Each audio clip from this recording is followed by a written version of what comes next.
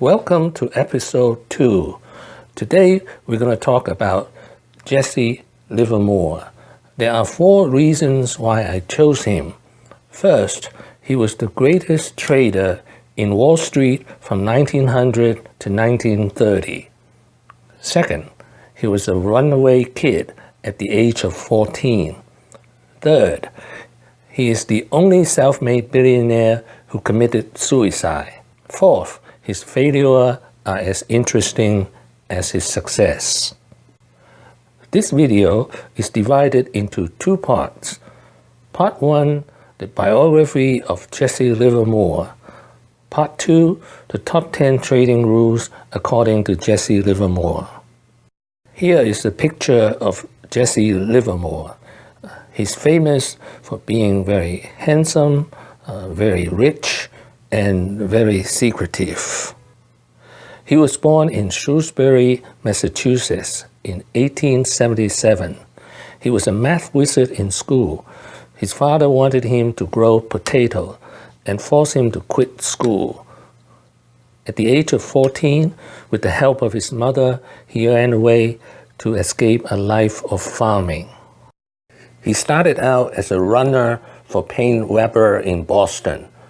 His job was transferring data from the tapes onto the blackboard.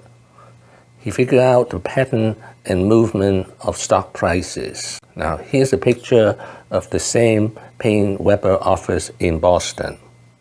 After 1 year, he began betting in the bucket shop. In 1892, by age 15, he had made $1,000. So what is a bucket shop? This is a picture of a bucket shop. A bucket shop is illegal today. Those days, speculators gathered to make bets with the house.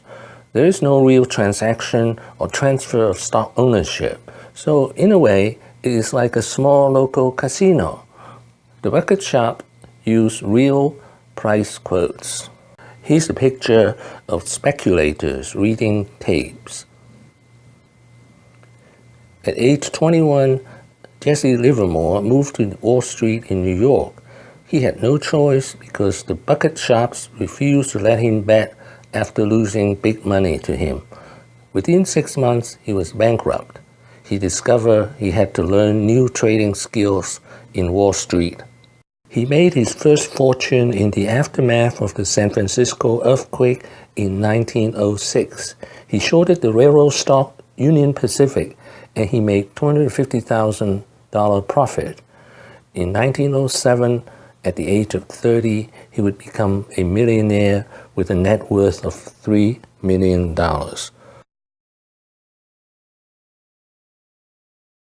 In 10 years, he has transformed himself from boy plunger in bucket shops to tycoon trader in Wall Street. A very handsome and rich man, he would also be a famous womanizer. He would marry 3 times. During the crash of 1929, Jesse Livermore made a killing by shorting the market. It was said he made $100 million. In today's term, $100 million would be around $14 billion. In the next 10 years, he would lose more than 95% of his money. In 1940, with the encouragement of his son, he wrote his trading secrets in the book How to Trade in Stocks. In 1940, at the age of 63, Jesse Livermore committed suicide by shooting himself. This is his last picture taken with his 3rd and last wife. His most famous and immortal work is the book Reminiscences of a Stock Operator. It is said that this is the first book that every trader in Wall Street reads. The following are the top 10 trading rules of Jesse Livermore. Rule number 1, rule number 5, and rule number 7 are my favorites. Rule number 1, Wall Street never changes. There's nothing new on Wall Street or in stock speculation. What has happened in the past will happen again. and again and again. This is because human nature does not change. Rule number 2, trading is hard work. It is not a game for the stupid, the mentally lazy, or the get-rich-quick adventurer. They will die poor. Rule number 3, trade both ways. There's only one side of the stock market, and it is not the bull side or the bear side, but the right side. Rule number 4, don't trade all the time. There's a time to go long, there's a time to go short, and there's a time to go fishing. Rule number 5, sit tight. Men who can both be right and sit tight are uncommon. It was never my thinking that made the big money for me. It always was sitting. I like this one. It is your ass that's making you money, not your brain. Rule number 6, don't average down. Always sell what shows you a loss and keep what shows you a profit. Rule number 7, watching the leaders.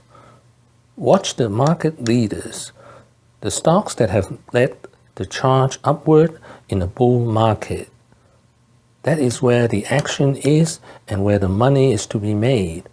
As the leaders go, so goes the entire market. If you cannot make money in the leaders, you're not going to make money in the stock market. Rule number 8, stock market is confusing. The stock market is never obvious. It is designed to fool most of the people most of the time. Rule number 9, trend following. Don't trust your own opinion and back your judgment until the action of the market itself confirms your opinion. Rule number 10, don't listen to tips. If I buy stocks on Smith tip, I must sell the same stock on Smith tip. I'm depending on him. Suppose Smith is away on a holiday when the selling time comes around. What have we learned today? The successes and failures of Jesse Livermore are obvious to everyone. Jesse Livermore is the only self-made billionaire who committed suicide. The lesson here, it is very difficult to make a fortune. It is equally difficult to keep a fortune. Please leave your comments below. I will do another episode, How to Trade Like Jesse Livermore, soon.